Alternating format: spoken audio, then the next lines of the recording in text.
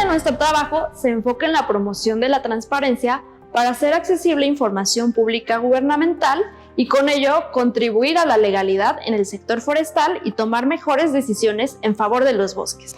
El Congreso abordará 7 temas, entre ellos la gestión de los paisajes para la naturaleza y las personas y gobernanza y derechos, por lo que tendremos oportunidad de vincularnos con otras organizaciones de las que podremos aprender y también compartir nuestras experiencias construyendo en conjunto con la UICN.